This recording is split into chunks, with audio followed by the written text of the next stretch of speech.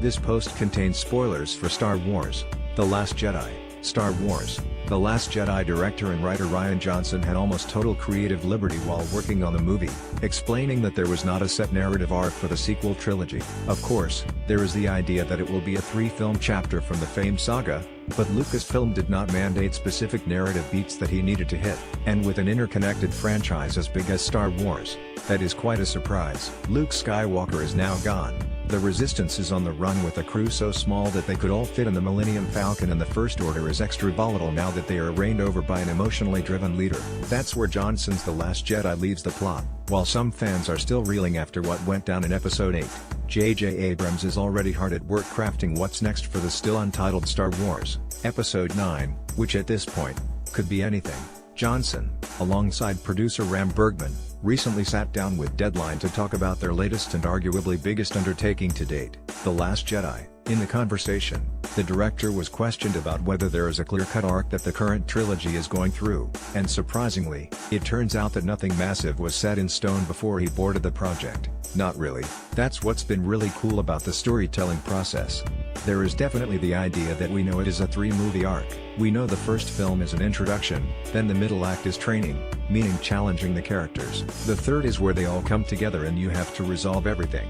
But I was truly able to write this script without bases to tag, and without a big outline on the wall. That meant I could react to what I felt from The Force Awakens, and what I wanted to see.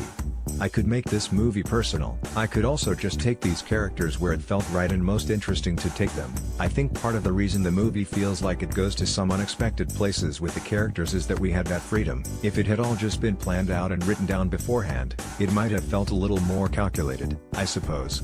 Johnson reiterating that there is no set bigger picture that Lucasfilm is trying to go for with the current trilogy makes J.J. Abrams' work on Episode 9 much more interesting. A huge part of the reason why The Last Jedi has been controversial with regard to the film being divisive is that it's a highly cerebral film. Instead of straightforward storytelling, it forces people to ponder on its story, leaving a lot of things open to interpretation, and that results in varying opinions on it. Right now, the person whose perspective of the film is the most significant for the saga moving forward is Abrams. Abrams' task to open and close the sequel trilogy is unique, especially with a film as jam-packed and unconventional, at least for a Star Wars film, as The Last Jedi in the middle.